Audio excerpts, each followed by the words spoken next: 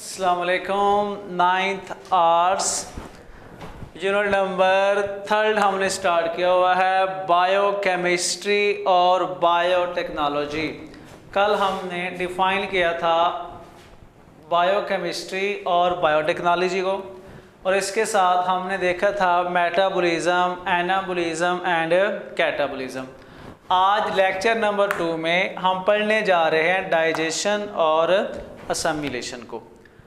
अब फर्स्ट हम डिफ़ाइन करते हैं डाइजेशन क्या है और असिमिलेशन क्या है।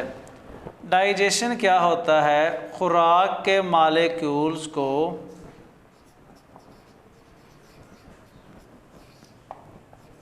तोड़ने या तकसीम करने के अमल को हम क्या कहते हैं? डाइजेशन कहते हैं। एक ऐसा अमल, एक ऐसा प्रोसेस जिसमें खुराक के जो बड़े बड़े मालिक्यूल्स होते हैं उनको तोड़ा जाता है। तो खुराक के मालिक्यूल्स को तोड़ना या तकसीम करना, इसको हम क्या कहते हैं? डाइजेशन कहते हैं। तो खुराक के मालिक्यूल्स को तोड़ने या तकसीम करने के अमल को हम क्या कहते हैं? डाइजेशन कहते हैं। इसमें क्या होता है? ये मालिक्यूल्स अपनी इकाइयों में तब्दील हो जाते हैं। तो डाइजेशन प्रोसेस क्या है? एक ऐसा अमल जिसमें खुराक के मालिक्यूल्स को तोड़ा जाता है या तकसीम किया जाता है, उसको हम क्या कहते हैं? डाइजेशन कहते हैं। डाइजेशन के बाद नेक्स्ट हमारे पास है असिमिलेशन। अब असिमिलेशन क्या है? ये खुराक के मालिक्यूल्स टूटे हैं, इनका जुज़्वे बदन बनना।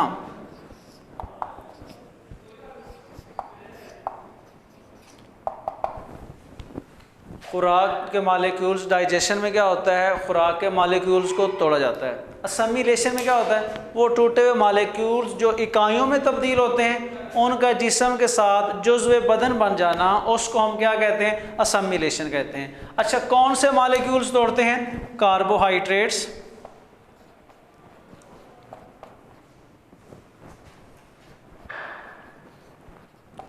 प्रोटीन,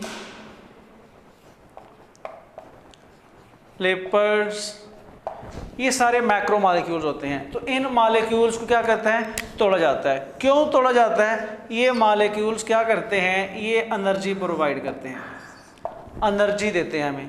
उसके अलावा नए प्रोटोप्लाज्म के लिए भी ज़रूरी होते हैं, प्रोटोप्लाज्म के बनने के लिए भी ज़रूरी होते हैं। प्रोटोप्लाज्म क्या है?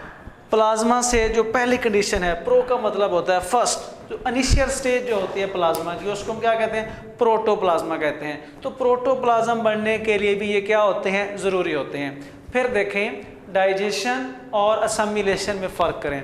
तो खुराक के मालिक्यूल्स को तोड़ना, उसको हम क्या कहते हैं? डाइजेशन कहते हैं। अब ये खुराक के मालिक्यूल्स जब ये टूटते हैं तो अपनी इकाइयों में तकसीम होते हैं, अब वो उनका जुज़्वे बदन बनना, उसको हम क्या कहते हैं? असिमिलेशन कहते हैं। कौन से मालिक्यूल्स तोड़ते हैं? कार्बोहाइड्रेट्स, प्रोटीन, लिपिड्स, इनको तोड़ा जाता है, इकाइयों के अंदर तकसीम किया जाता है, छोटे छोटे मालिक्यूल्स में कन्वर्ट करते हैं। क्यों कन्वर्ट करते हैं? ताकि यहाँ से हमें एनर्जी हासिल होती है।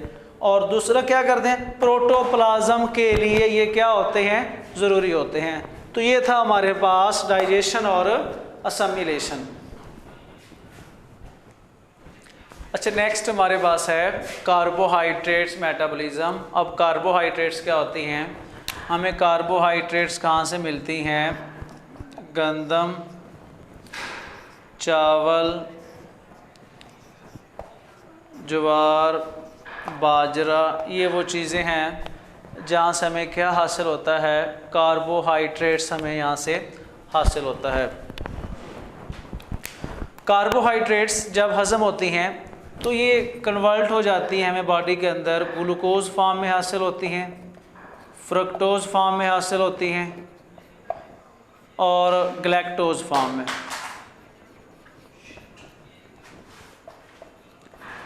ग्लैक्टोज फॉर्म के अंदर ये तब्दील होती हैं। कार्बोहाइड्रेट्स मेटाबॉलिज्म, कार्बोहाइड्रेट्स हमें कहाँ से हासिल होता है? गंदम, चावल, ज्वार, बाजरा वगैरह। वहाँ से हमें क्या हासिल होता है, कार्बोहाइड्रेट्स। अब ये कार्बोहाइड्रेट्स वहाँ से हमें हासिल होता है, लेकिन जब कन्वर्ट होता है हमारी बॉडी किस फॉर्म में इसको हासिल करती है, ग्लूकोज फॉर्म में, फ्रुक्टोज फॉर्म में और ग्लैक्टोज फॉर्म में। ये हाजमे की जो हतमी शक्ल होती है कार्बोहाइड्रेट्स की वो ये है, ग्लूकोज, फ्रक्टोज और ग्लैक्टोज, ये इसके हाजमे की हतमी शक्ल है। कार्बोहाइड्रेट्स कौन सा काम सर अंजाम देते हैं, कार्बोहाइड्रेट्स हमारी बॉडी को एनर्जी प्रोवाइड करते हैं, हमारे जिस्म को एनर्जी देते हैं। उसके अलावा सेल वाल के लिए बहुत ज़रूरी हैं। सेल वाल के लिए क्या होते हैं, ये बहुत ज़्यादा ज़रूरी होते हैं। फिर देखें, हम पढ़ रहे हैं कार्बोहाइड्रेट मेटाबॉलिज्म। तो पहले पता होना चाहिए कार्बोहाइड्रेट्स कौन से ऐसे ज़राए हैं जहाँ से हमें कार्बोहाइड्रेट मिलती है। तो गंदम, चावल, ज्वार, बाजरा, मकई वगैरह, ये हमारे पास ऐसे ज़राए हैं जहाँ से हमें कार्बोहाइड्रेट मिलती है। अब जब कार्बोहाइड्रेट मिलती है तो उसको जब हज़म होती है, हज़म होने के बाद हमें ग्लूकोज, फ्रक्टोज और ग्लैक्टोज, ये इसका मेटाबॉलिज्म है कि ये खुराक के सोर्स हैं। तो जब इसको मेटाबॉलिज्म करते हैं तो ये ग्लूकोज, फ्रक्टोज और ग्लैक्टोज इस फॉर्म में हमें हासिल हो जाती है। अब कार्बोहाइड्रेट्स की अहमियत बयान करें, कार्बोहाइड्रेट्स क्यों ज़रूरी हैं, क्योंकि ये हमें एनर्जी प्रोवाइड करते हैं, सेल वाल में अहम किरदार अदा करते हैं। 1 ग्राम कार्बोहाइड्रेट्स खाने से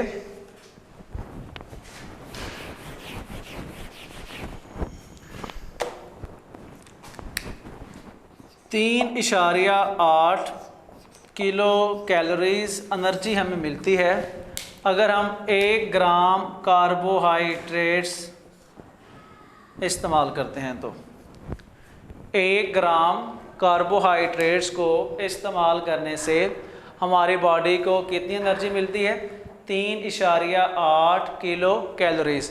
एनर्जी हासिल करने का जो सबसे सस्ता ज़रिया है वो हमारे पास किस फॉर्म में है, वो हमारे पास कार्बोहाइड्रेट्स फॉर्म में है। अच्छा, ये आपको एमसीक्यूज़ भी आ सकता है, 1 ग्राम कार्बोहाइड्रेट्स इस्तेमाल करने से हमें कितनी एनर्जी मिलती है, तो 3.8 किलो कैलोरीज हमें एनर्जी यहाँ से हासिल होती है। उसके अलावा अगर कार्बोहाइड्रेट्स की मिकदार हमारे जिस्म में ज़्यादा हो